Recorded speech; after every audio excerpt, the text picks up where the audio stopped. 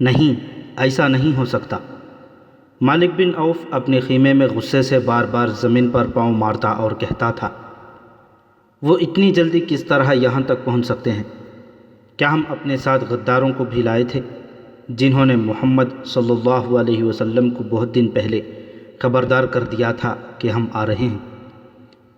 خود جا کر دیکھ لے مالک، بوڑھے درید بن سما نے کہا، اپنی آنکھوں سے دیکھ لے۔ اگر میں جھوٹ بول رہا ہوں تو اپنے دیوتا لات کو دھوکہ دے رہا ہوں۔ اس آدمی نے کہا جو دیکھ آیا تھا کہ مسلمانوں کا ایک لشکر جس کی تعداد کم و بیش 10,000 تھی، حنین کے قریب آ کر پڑاؤ کیے ہوئے تھا۔ اس نے کہا، انہوں نے خیمے نہیں گاڑے، وہ تیاری کی حالت میں ہیں، اور یہ بھی جھوٹ نہیں کہ اس لشکر کا سپہ سالار محمد صلی اللہ علیہ وسلم خود ہیں۔ مالک بن عوف غصے سے باولا ہوا جا رہا تھا۔ وہ مسلمانوں پر اچانک ٹوٹ پڑنے چلا تھا۔ اس نے اوتاس سے مکے کی طرف پیش قدمی کا حکم دے دیا تھا، مگر اسے اطلاع ملی کہ مسلمان اپنے رسول اللہ صلی اللہ علیہ وسلم کی قیادت میں اس کی جمعیت سے تھوڑی ہی دور حنین کے گرد و نواح میں آ گئے ہیں اور مقابلے کے لیے تیار ہیں۔ غصہ تیری عقل کو کمزور کر رہا ہے مالک، درید نے اسے کہا۔ اب محاصرہ اور یلغار کو دماغ سے نکال اور اس زمین سے فائدہ اٹھا جس پر مسلمانوں سے تیرا مقابلہ ہوگا۔ تو اچھی چالیں سوچ سکتا ہے، تو دشمن کو دھوکہ دے سکتا ہے۔ تجھ میں جرأت ہے، پھر تو کیوں پریشان ہو رہا ہے؟ میں تیرے ساتھ ہوں۔ میں تجھے ایک بار پھر کہتا ہوں کہ حوازن کے لوگوں نے اپنی عورتوں اور اپنے بچوں اور اپنے مویشیوں کو ساتھ لا کے اچھا نہیں کیا۔ آ میرے ساتھ حنین کی وادی کو دیکھیں۔ وہ دونوں اس علاقے کو دیکھنے چل پڑے جہاں لڑائی متوقع تھی۔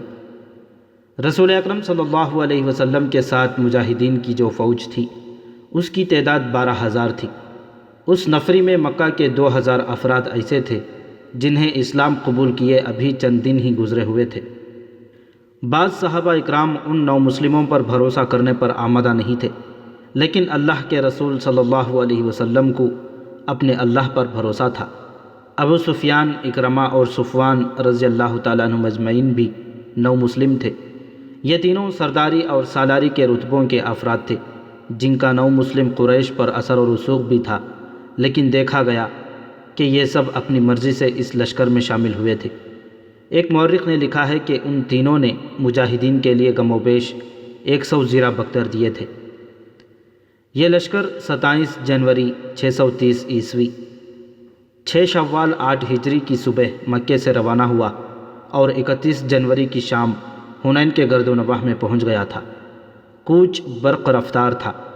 رسول کریم صلی اللہ علیہ وسلم کو معلوم تھا کہ قبیلہ حوازن اور قبیلہ ثقیف لڑنے والے قبیلے ہیں، اور ان کے قائد درید اور مالک جنگی فہم و فراست اور چالوں سے بخوبی واقف ہیں۔ اس لیے آپ صلی اللہ علیہ وسلم نے ہراول جن 700 مجاہدین کو رکھا وہ بنو سلیم کے تھے اور ان کے کمانڈر خالد بن ولید تھے۔ حنین ایک وادی ہے جو مکہ سے 11 میل دور ہے۔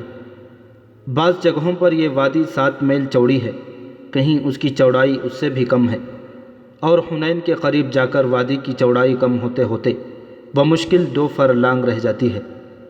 یہاں سے وادی کی سطح اوپر کو اٹھتی ہے، یعنی یہ چڑھائی ہے۔ آگے ایک درہ نما راستہ ہے جو دائیں بائیں مڑتا ایک اور وادی میں داخل ہوتا ہے۔ اس وادی کا نام نخلۃ الیمانیہ ہے۔ راستہ خاصا تنگ ہے۔ مسلمانوں نے اپنے جاسوسوں کی آنکھوں سے دیکھا کہ قبیلوں کی متحدہ فوج ابھی اوتاس کے قریب خیمہ زن ہے، مگر جاسوس رات کی تاریکی میں نہ جھانک سکے، یا انہوں نے ضرورت ہی محسوس نہ کی کہ رات کو بھی دیکھ لیتے کہ دشمن کوئی نقل و حرکت تو نہیں کر رہا۔ دن کے دوران متحدہ قبیلوں کے کیمپ میں کوچ یا پیش قدمی کی تیاری کے کوئی آثار نظر نہ آئے۔ کیمپ پر مرونی سی چھائی ہوئی تھی، کوئی سرگرمی نہیں تھی۔ 1 فروری 630 عیسوی 11 شوال 8 ہجری کی سحر مجاہدین نے اوتاس کی طرف پیش قدمی کی۔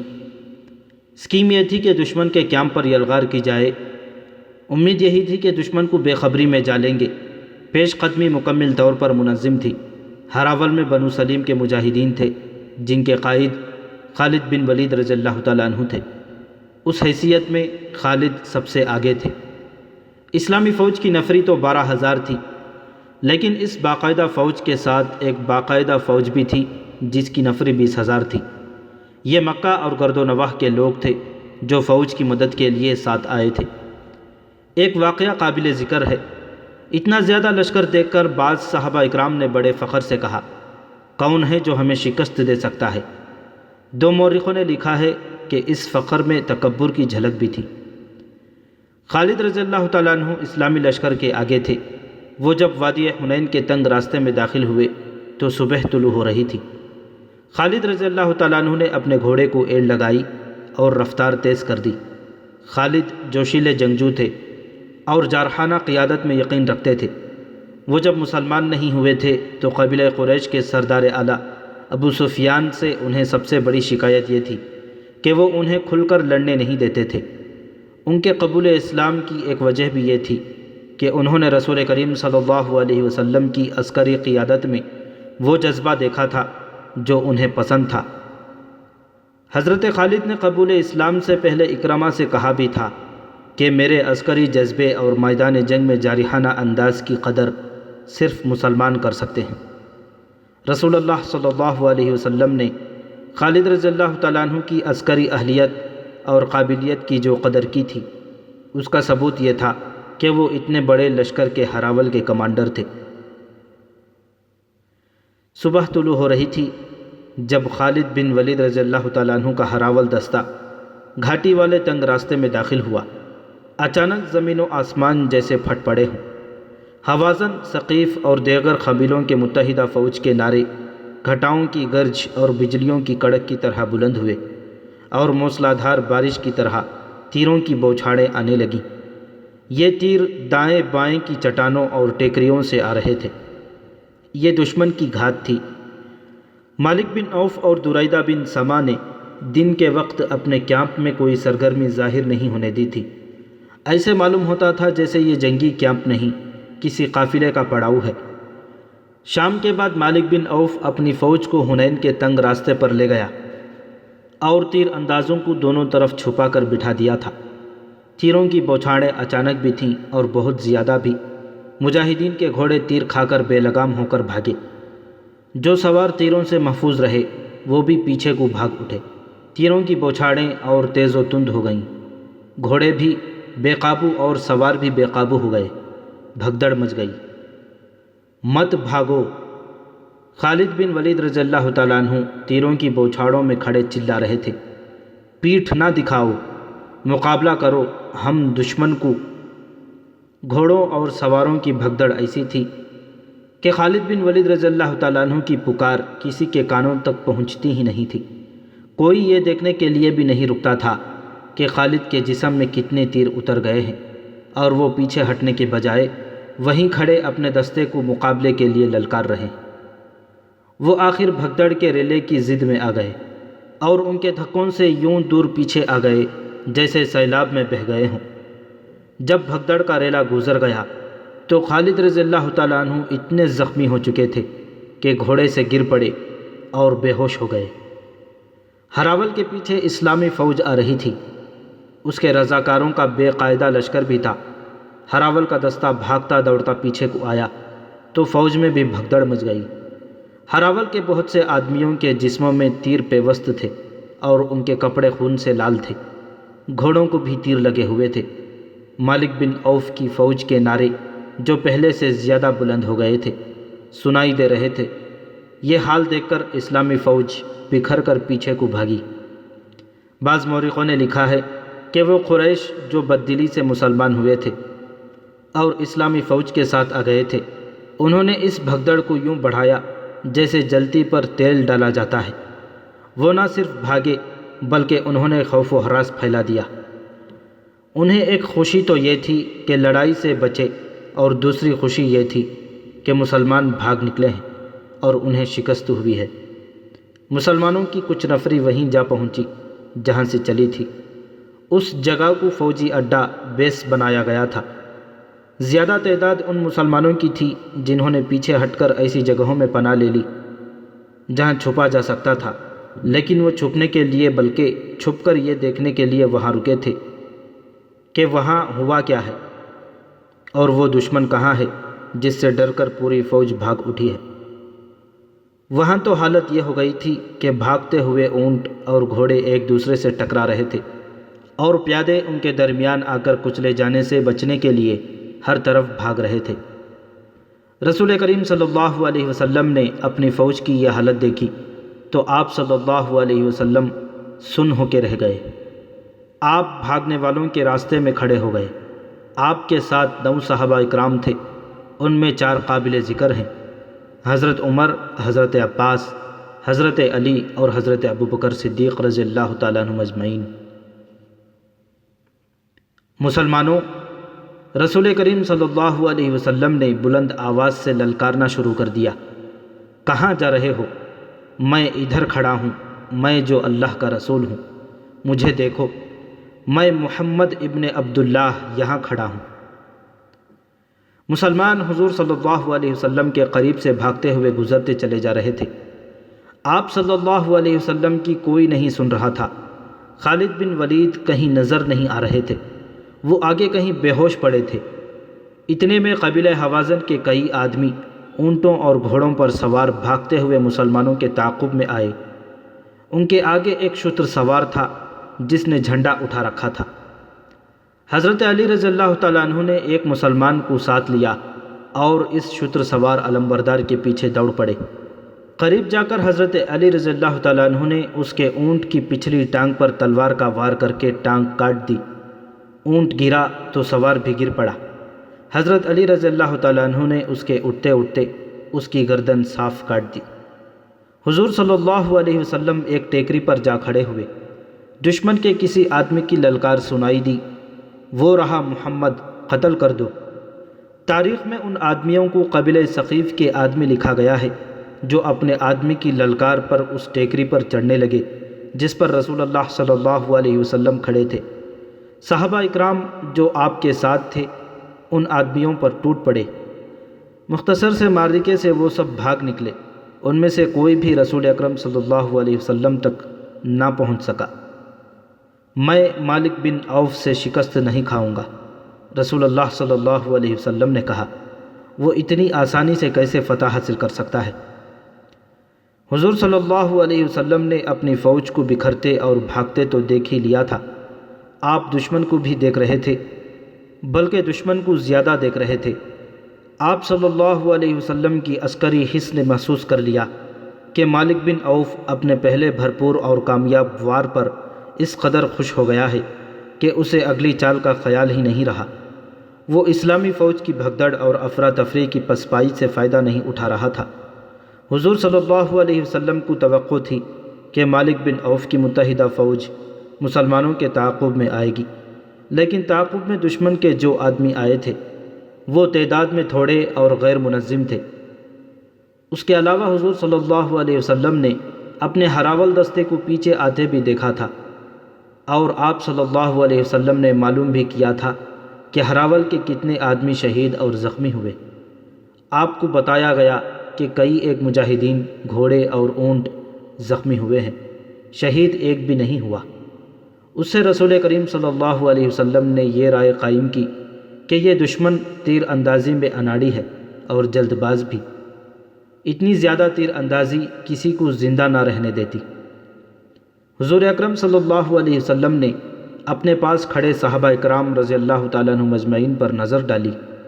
آپ کی نظریں حضرت عباس پر ٹھہر گئیں۔ حضرت عباس رضی اللہ تعالیٰ عنہ کی آواز غیر معمولی طور پر بلند تھی، جو بہت دور تک سنائی دیتی تھی۔ جسم کے لحاظ سے بھی حضرت عباس قوی ہیکل تھے۔ عباس، حضور اکرم صلی اللہ علیہ وسلم نے کہا، تم پر اللہ کی رحمت ہو، مسلمانوں کو پکارو، انہیں یہاں آنے کے لیے کہو۔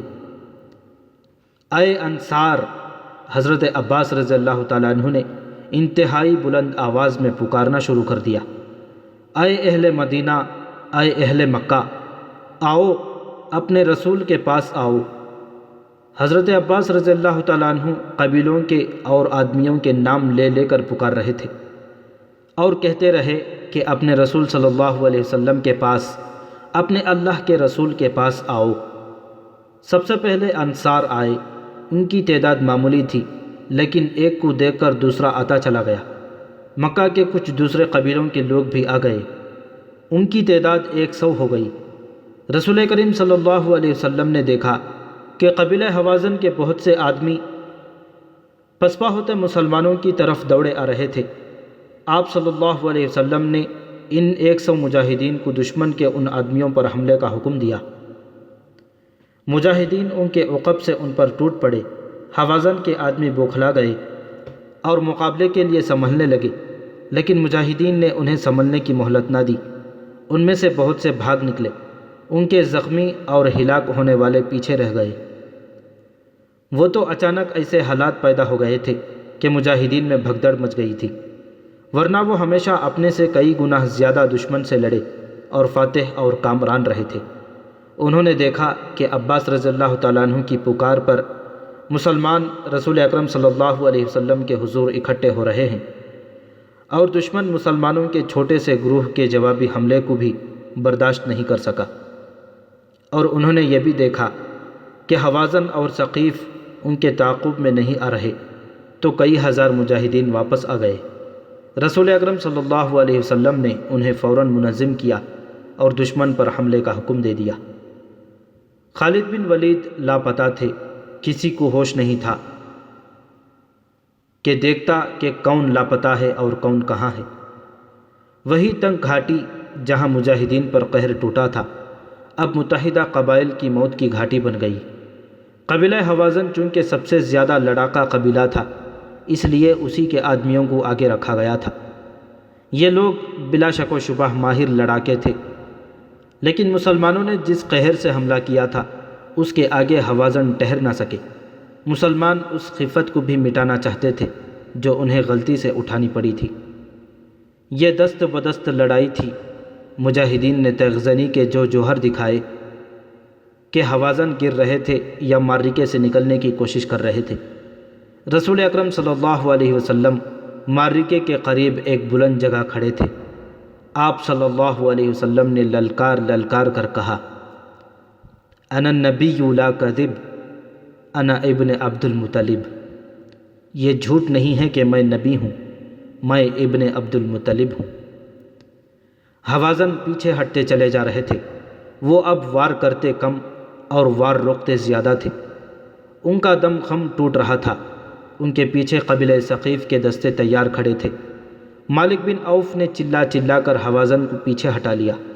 قبیلہ ثقیف کے تازہ دم لڑاکوں نے حوازن کی جگہ لے لی۔ مسلمان تھک چکے تھے اور ثقیف تازہ دم تھے، لیکن مسلمانوں کو اپنے قریب اپنے رسول اللہ صلی اللہ علیہ وسلم کی موجودگی اور للکار نیا حوصلہ دے رہی تھی۔ مسلمانوں کی تلواروں اور برچھیوں کی ضربوں میں جو قہر اور غضب تھا، اور ان کے نعروں اور للکار میں جو گرج اور کڑک تھی، اس نے ثقیف پر دہشت طاری کر دی۔ ثقیف کے لڑاکے جو عرب میں خاصے مشہور تھے، تیزی سے پیچھے ہٹنے لگے۔ پھر ان کے اونٹوں اور گھوڑوں نے بھگدڑ بپا کر دی۔ اس سے دشمن میں وہی کیفیت پیدا ہو گئی جو گھاٹی میں صبح کے وقت مسلمانوں میں پیدا ہو گئی تھی۔ حوازن بڑی بری حالت میں پیچھے کو بھاگے تھے۔ اب قبیلہ ثقیف بھی پسپا ہوئے تو ان کے اتحادی قبائل کے حوصلے لڑے بغیر ہی ٹوٹ پھوٹ گئے۔ وہ افراتفری میں بھاگ اٹھے۔ مالک بن عوف تنگ راستے سے دور پیچھے حوازن کے بھاگے ہوئے دستوں کو یکجا کر رہا تھا۔ اس کا انداز بتا رہا تھا کہ وہ جارحانہ کارروائی سے منہ موڑ چکا ہے اور اپنے دستوں کو دفاعی دیوار کے طور پر ترتیب دے رہا ہے۔ رسول اللہ صلی اللہ علیہ وسلم نے یہ ترتیب دیکھی تو آپ اپنے لشکر کی طرف پلٹے۔ آپ صلی اللہ علیہ وسلم نے دیکھا کہ جو مجاہدین صبح کے وقت بھاگ گئے تھے وہ سب واپس آ گئے ہیں۔ حضور صلی اللہ علیہ وسلم نے حکم دیا کہ گھڑ سواروں کو آگے لاؤ۔ ذرا سی دیر میں سوار پیادوں سے الگ ہو گئے۔ آپ صلی اللہ علیہ وسلم نے سواروں کو ایک خاص ترتیب میں کر کے حکم دیا کہ حوازن کو سنبھلنے اور منظم ہونے کا موقع نہ دو اور برق رفتار حملہ کرو۔ ان سواروں میں بنو سلیم کے وہ سوار بھی تھے جن پر سب سے پہلے تیروں کی بوچھاڑیں آئی تھیں اور مسلمانوں کی جمعیت پارا پارا ہو گئی تھی، لیکن بنو سلیم کا کمانڈر ان کے ساتھ نہیں تھا۔ وہ تھے خالد بن ولید، جو ابھی تک کہیں بے ہوش پڑے تھے۔ رسول اکرم صلی اللہ علیہ وسلم نے اس سوار دستے کی قیادت زبیر بن عوام رضی اللہ تعالیٰ عنہ کے سپرد کر دی اور انہیں حکم دیا کہ آگے جو درہ ہے اس پر مالک بن عوف قبضہ کیے ہوئے ہے، اسے درے سے بے دخل کر دو۔ رسول کریم صلی اللہ علیہ وسلم نے جنگ کی کمان اپنے دستے مبارک میں لے لی تھی۔ آپ صلی اللہ علیہ وسلم کے اشارے پر زبیر رضی اللہ تعالیٰ عنہ بن عوام نے ایسا برق رفتار اور جچا تلا ہلا بولا کہ ہوازن جو ابھی تک بوکھلائے ہوئے تھے مقابلے میں جم نہ سکے اور درے سے نکل گئے۔ درہ خاصا لمبا تھا۔ رسول اکرم صلی اللہ علیہ وسلم نے زبیر رضی اللہ تعالیٰ عنہ کے دستے کو درے میں ہی رہنے دیا اور حکم دیا کہ اب درہ جنگی اڈا ہوگا۔ آپ صلی اللہ علیہ وسلم نے دوسرا سوار دستہ آگے کیا جس کے کمانڈر ابو عامر رضی اللہ تعالیٰ عنہ تھے۔ حضور اکرم صلی اللہ علیہ وسلم نے ابو عامر رضی اللہ تعالیٰ عنہ کے سپرد یہ کام کیا کہ اوتاس کے قریب متحدہ قبائل کا جو کیمپ ہے اس پر حملہ کرو۔ خالد یہاں ہے، کسی نے بڑی دور سے للکار کر کہا، یہ پڑا ہے۔ رسول اکرم صلی اللہ علیہ وسلم دوڑے گئے اور خالد رضی اللہ تعالیٰ عنہ تک پہنچے۔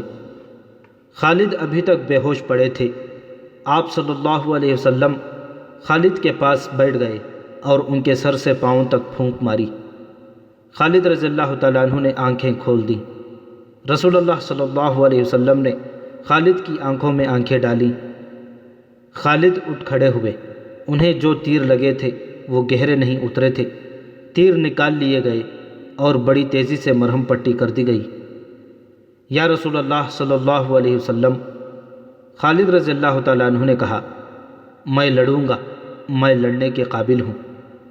رسول خدا صلی اللہ علیہ وسلم نے خالد بن ولید کے جسم میں اور ان کی روح میں سحر پھونک دیا تھا۔ آپ صلی اللہ علیہ وسلم نے خالد سے کہا کہ زبیر رضی اللہ تعالیٰ عنہ کے سوار دستے میں شامل ہو جاؤ، تم ابھی کمان نہیں لے سکو گے۔ خالد رضی اللہ تعالیٰ عنہ ایک گھوڑے پر سوار ہو گئے۔ ان کے کپڑے خون سے لال تھے۔ انہوں نے گھوڑے کو ایڑ لگائی اور زبیر رضی اللہ تعالیٰ عنہ کے سوار دستے میں شامل ہو گئے۔ انہوں نے زبیر سے پوچھا، کیا حکم ہے؟ زبیر رضی اللہ تعالیٰ عنہ نے انہیں بتایا کہ حوازن کی خیمہ گاہ پر حملہ کرنا ہے جو اوتاس کے قریب ہے، لیکن یہ حملہ ابو عامر رضی اللہ تعالیٰ عنہ کریں گے۔ اوتاس وہاں سے کچھ دور تھا۔ مالک بن عوف نے حوازن دستے کو وہاں تک ہٹا لیا اور اسے اپنی خیمہ گاہ کے ارد گرد پھیلا دیا تھا۔ یہ دفاعی حصار تھا جس کی حوازن کی کیمپ کے گرد ضرورت اس لیے تھی کہ وہاں وہ ہزاروں عورتیں، بچے اور مویشی تھے جنہیں قبیلہ حوازن کے سپاہی اپنے ساتھ لائے تھے۔ مالک بن عوف نے تو یہ سوچا تھا کہ حوازن اپنی عورتوں اور بچوں کو اپنے ساتھ دیکھ کر زیادہ غیرت مندی اور بے جگری سے لڑیں گے، مگر اب یہ صورت پیدا ہو گئی تھی کہ درید بن سما مالک بن عوف کو برا بھلا کہہ رہا تھا کہ اس کے منع کرنے کے باوجود مالک عورتوں کو ساتھ لے آیا تھا۔ ان کے لیے اب اپنے اہل و عیال اور مویشیوں کو مسلمانوں سے بچانا محال دکھائی دے رہا تھا۔ ابو عامر رضی اللہ تعالیٰ عنہ کا سوار دستہ اوتاس کی طرف بڑھا۔ قریب گئے تو حوازن نے جم کر مقابلہ کیا۔ اب وہ جنگ جیتنے کے لیے یا مسلمانوں کو تہس نہس کر کے مکہ پر قبضہ کرنے کے لیے نہیں، بلکہ مسلمانوں سے اپنے اہل و عیال اور مویشیوں کو بچانے کے لیے لڑ رہے تھے۔ یہ بھی دست بدست معرکہ تھا جس میں جنگی چالوں کے نہیں، ذاتی شجاعت کے مظاہرے ہو رہے تھے۔ سوار اور پیادے لڑتے ہوئے وادی میں پھیلتے جا رہے تھے۔ ابو عامر رضی اللہ تعالیٰ عنہ نے دشمن کے 9 سواروں کو ہلاک کر دیا، مگر 10ویں حوازن کو للکارا تو اس کے ہاتھوں خود شہید ہو گئے۔ رسول اکرم صلی اللہ علیہ وسلم نے پہلے ہی ان کا جانشین مقرر کر دیا تھا۔ وہ تھے ان کے چچا زاد بھائی ابو موسیٰ رضی اللہ تعالیٰ عنہ۔ انہوں نے فوراً کمان سنبھال لی اور اپنے سواروں کو للکارنے لگے۔ حوازن زخمی ہو کر گر رہے تھے۔ صاف نظر آ رہا تھا کہ ان کے پاؤں اکھڑ رہے ہیں۔ رسول اکرم صلی اللہ علیہ وسلم نے زبیر رضی اللہ تعالیٰ عنہ بن عوام کو، جنہیں آپ صلی اللہ علیہ وسلم نے درے میں روک لیا تھا، حکم دیا کہ اپنے دستے کو ابو موسیٰ کی مدد کے لیے لے جائیں۔ حضور صلی اللہ علیہ وسلم نے یہ اس لیے ضروری سمجھا تھا کہ دونوں دستے مل کر ہوازن کا کام جلدی تمام کر سکیں گے۔ زبیر رضی اللہ تعالیٰ عنہ نے اپنے سواروں کو حملے کا حکم دیا۔ جب گھوڑے دوڑے، اس وقت خالد بن ولید کا گھوڑا دستے کے آگے تھا۔ ہوازن پہلے ہی ہمت ہار چکے تھے۔ مسلمانوں کے دوسرے سوار دستے کے حملے کی وہ تاب نہ لا سکے۔ ان کے زخمیوں کی تعداد معمولی نہیں تھی۔ وہ اپنی عورتوں اور بچوں کو چھوڑ کر بھاگ نکلے۔ مسلمانوں نے کیمپ کو گھیرے میں لے لیا۔ چھوٹے چھوٹے قبیلوں کے لڑاکوں نے جب ہوازن اور ثقیف جیسے طاقتور قبیلوں کو بھاگتے دیکھا تو وہ وہاں سے بالکل غائب ہو گئے اور اپنی اپنی بستیوں میں جا پہنچے۔ مالک بن عوف میدان جنگ میں کہیں نظر نہیں آ رہا تھا۔ وہ نظر آ ہی نہیں سکتا تھا۔ اسے اپنے شہر طائف کی فکر پیدا ہو گئی تھی۔ اس نے اپنے قبیلے کے سرداروں سے کہا کہ مسلمان جس رفتار اور جس جذبے سے آ رہے ہیں، اس سے صاف پتہ چلتا ہے کہ وہ طائف تک پہنچیں گے اور اس بستی کی اینٹ سے اینٹ بجا دیں گے۔ اس خطرے کے پیش نظر اس نے قبیلہ ثقیف کے تمام دستوں کو لڑائی سے نکالا اور طائف جا دم لیا۔ پیچھے حنین کی وادی میں کیفیت یہ تھی کہ ہوازن کی عورتیں اور بچے چیخ و پکار کر رہے تھے۔ تمام وسیع و عریض وادی مجاہدین اسلام کی تحویل میں تھی۔ مکہ کے جو غیر فوجی مجاہدین کے ساتھ آئے تھے وہ زخمی مجاہدین کو اٹھا رہے تھے۔ دشمن کے زخمی کراہ رہے تھے، مر رہے تھے۔ مرنے والوں میں بوڑھا درید بن سما بھی تھا، وہ لڑتا ہوا مارا گیا تھا۔ مسلمانوں کو دشمن کے زخمیوں اور قیدیوں سے جو ہتھیار اور گھوڑے ملے، ان کے علاوہ 6,000 عورتیں اور بچے، 24,000 اونٹ، 40,000 بکریاں اور بے شمار چاندی ہاتھ لگی۔ مسلمانوں نے جنگ جیت لی تھی، لیکن رسول اللہ صلی اللہ علیہ وسلم نے فیصلہ کیا کہ مالک بن عوف کو مہلت نہیں دی جائے گی کہ وہ سستا سکے اور اپنی فوج کو منظم کر سکے۔ آپ صلی اللہ علیہ وسلم نے دراصل سانپ کا سر کچلنے کا فیصلہ کر لیا تھا۔ آپ صلی اللہ علیہ وسلم کے حکم سے مال غنیمت میں آئی ہوئی عورتوں، بچوں، مویشیوں اور دیگر مال کو ایک دستے کے ساتھ جعرانہ بھیج دیا گیا۔ اگلے حکم تک انہیں جعرانہ میں ہی رہنا تھا۔ دوسرے دن رسول اکرم صلی اللہ علیہ وسلم کے حکم سے اسلامی فوج طائف کی طرف پیش قدمی کر گئی، جہاں بڑی خونریز جنگ کی توقع تھی۔ معرکہ حنین کا ذکر قرآن حکیم میں سورہ توبہ میں آیا ہے۔ بعض صحابہ اکرام رضی اللہ تعالیٰ عنہم اجمعین نے معرکہ شروع ہونے سے پہلے ہی کہا تھا کہ ہمیں کون شکست دے سکتا ہے، اتنی بڑی طاقت کا مقابلہ کون کر سکتا ہے۔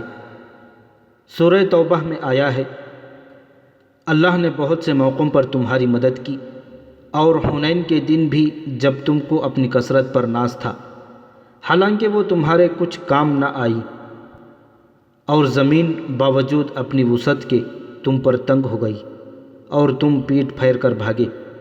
پھر اللہ نے اپنے رسول صلی اللہ علیہ وسلم اور مسلمانوں پر تسلی نازل کی اور وہ فوجیں اتاری جن کو تم نے نہیں دیکھا، اور کافروں کو سزا دی، اور کافروں کا بدلہ یہی ہے۔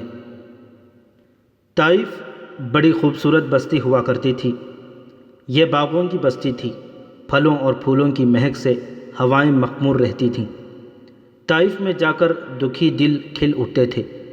یہ جنگجو سرداروں کی بستی تھی۔ یہ ثقیف جیسے طاقتور قبیلے کا مرکز تھا۔ اس بستی کے قریب اس قبیلے کی عبادت گاہ تھی جس میں ثقیف، ہوازن اور چند اور قبائل کے دیوتا لات کا بت رکھا ہوا تھا، جو بت نہیں ایک چبوترا تھا۔ یہ قبائل اس چبوترے کو دیوتا کہتے اور اس کی پوجا کرتے تھے۔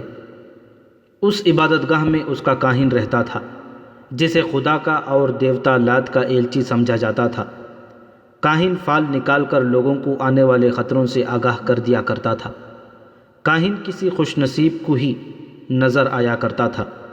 عام لوگوں کو کاہن نہیں، عبادت گاہ کے صرف مجاور ملا کرتے تھے۔ کاہن کو جو دیکھ لیتا وہ ایسے خوش ہوتا تھا جیسے اس نے خدا کو دیکھ لیا ہو۔ طائف چونکہ اس کے دیوتا کا مسکن تھا، اس لیے یہ قبائل کا مقدس مقام تھا۔ ایک ہی مہینہ پہلے طائف میں جشن کا سما تھا۔ یہاں کے سردار اعلیٰ مالک بن عوف نے اپنے قبیلے جیسے ایک طاقتور قبیلہ حوازن اور کچھ اور قبیلوں کے سرداروں کو بہت بڑی ضیافت میں مدعو کیا تھا۔ علاقے کی چنی ہوئی خوبصورت ناچنے اور گانے والیاں بلائی گئی تھیں۔ ان کے رقص نے تماشائیوں پر وجد طاری کر دیا تھا۔ اس رات شراب کے مٹکے خالی ہو رہے تھے۔ اس رات اہل ثقیف اور اہل حوازن نے عہد کیا تھا کہ وہ مکے پر اچانک حملہ کر کے رسول اکرم صلی اللہ علیہ وسلم اور مکہ کے تمام مسلمانوں کو ہمیشہ کے لیے ختم کر دیں گے۔ ان قبائل کے ایک ضعیف العمر سردار درید بن سما نے کہا تھا کہ اٹھو اور لات کے نام پر حلف اٹھاؤ کہ ہم محمد اور اس کے تمام پیروکاروں کو، جنہوں نے مکہ کے تمام بت توڑ ڈالے ہیں، ختم کر کے اپنی عورتوں کو منہ دکھائیں گے۔ مالک بن عوف، جس کی عمر ابھی 30 سال تھی، جوش سے پھٹا جا رہا تھا۔ اس نے کہا تھا کہ قبائل کا متحدہ لشکر مکہ میں مسلمانوں کو بے خبری میں جا دبوچے گا۔ اس رات مالک بن عوف، درید بن سما اور دوسرے قبیلوں کے سردار کاہن کے پاس گئے تھے۔ کاہن سے انہوں نے پوچھا تھا کہ وہ مکہ کے مسلمانوں کو بے خبری میں دبوچ سکیں گے اور کیا ان کا اچانک اور غیر متوقع حملہ مسلمانوں کو گھٹنوں بٹھا سکے گا۔ کاہن نے انہیں یقین دلایا تھا کہ دیوتا لات نے انہیں آشیرواد دے دی ہے۔ کاہن نے بڑے وثوق سے کہا تھا، مسلمانوں کو اس وقت پتہ چلے گا جب تمہاری تلواریں انہیں کاٹ رہی ہوں گی۔ اب ایک ہی ماہ بعد طائف کا حسن اداس تھا۔ بستی کے ماحول پر خوف و ہراس طاری تھا۔ اپنے دیوتا لات کی آشیرواد سے اور کاہن کی یقین دہانی سے ثقیف، حوازن اور دیگر قبیلوں کا جو لشکر مکے پر حملہ کرنے گیا تھا، وہ مکے سے دور حنین کے مقام پر مسلمانوں کے ہاتھوں پٹ کر اور تتر بتر ہو کر واپس آ رہا تھا۔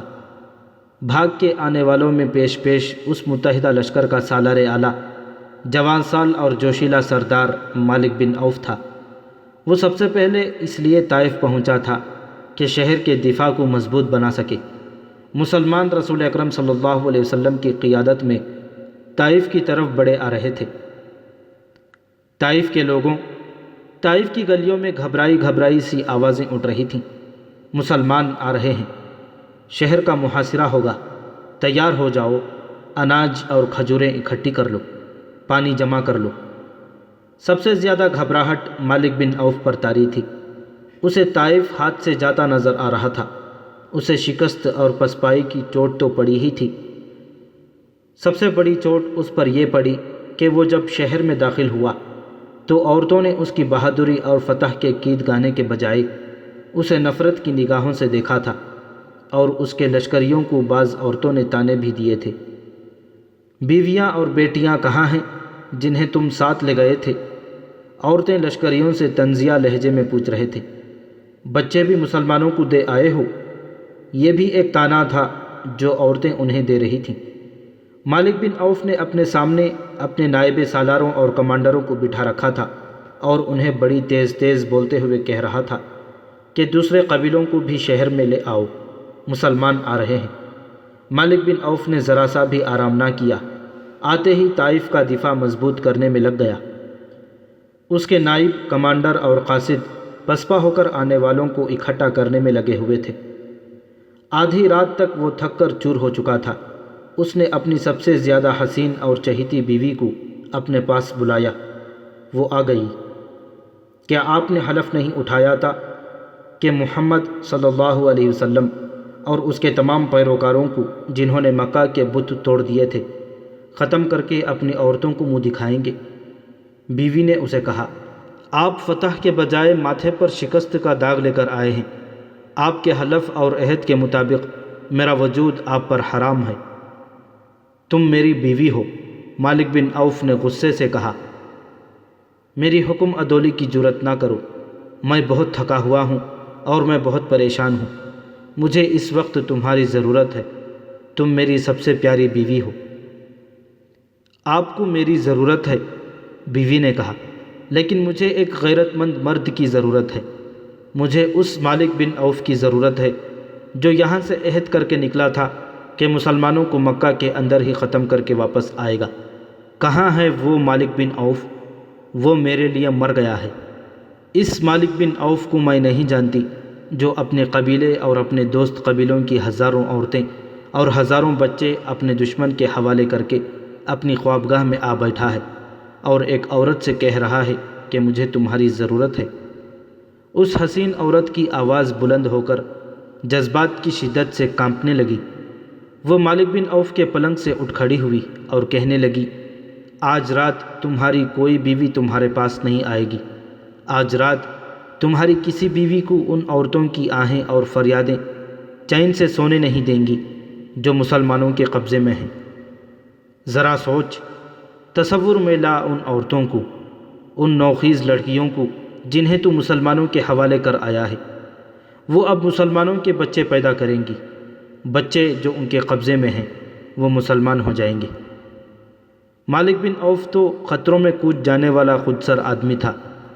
اس نے اپنے بزرگ اور میدان جنگ کے منجھے ہوئے استاد درید بن سما کی اس پند و نصیحت کو ٹھکرا دیا تھا کہ وہ عقل و ہوش سے کام لے اور جوانی کے جوش و خروش پر قابو پائے۔ اب وہی مالک بن عوف اپنی بیوی کے سامنے یوں سر جھکائے بیٹھا تھا جیسے دہکتے ہوئے انگاروں پر کسی نے پانی چھڑک دیا ہو۔ اس کی مردانگی ختم ہو چکی تھی۔ تم مسلمانوں کو ختم کرنے گئے تھے مالک۔ بیوی اب اس طرح بولنے لگی جیسے اس کی نگاہوں میں اتنے جری اور بہادر شوہر کا احترام ختم ہو چکا ہو۔ وہ کہہ رہی تھی، مسلمانوں کو ختم کرتے کرتے تم مسلمانوں کی تعداد میں اضافہ کر آئے ہو۔ کاہن نے کہا تھا کہ کون کاہن؟ بیوی نے اس کی بات کاٹتے ہوئے کہا، وہ جو مندر میں بیٹھا فالے نکالتا رہتا ہے۔ تم جیسے آدمی اپنی بدقسمت اپنے ہاتھ میں رکھا کرتے ہیں اور اپنی قسمت اپنے ہاتھوں بنایا اور بگاڑا کرتے ہیں۔ تم نے کاہن سے پوچھا نہیں کہ اس کی فال نے جھوٹ کیوں بولا ہے۔ مالک بن عوف اٹھ کھڑا ہوا۔ اس کی سانسیں تیزی سے چلنے لگیں، اس کی آنکھوں میں خون اترنے لگا۔ اس نے دیوار کے ساتھ لٹکی ہوئی تلوار اٹھائی اور بیوی سے کچھ کہے بغیر باہر نکل گیا۔ طائف میں رات تو آئی تھی، لیکن وہاں کی سرگرمیاں اور بھاگ دوڑ دیکھ کر دن کا گماں ہوتا تھا۔ باہر سے خبریں آ رہی تھیں کہ مسلمان طائف کی طرف بڑی تیزی سے بڑھے چلے آ رہے ہیں۔ لوگ دفاعی تیاریوں میں مصروف تھے۔ سب سے بڑا مسئلہ خوراک اور پانی کا تھا۔ بہت سے لوگ پانی جمع کرنے کے لیے حوض بنا رہے تھے۔ مالک بن عوف ان سرگرمیوں کے شور و غل میں سے گزرتا چلا جا رہا تھا۔ لوگ اتنے مصروف تھے کہ کسی کو پتہ ہی نہ چلا کہ ان کے درمیان سے ان کا سالار اعلیٰ گزر گیا ہے۔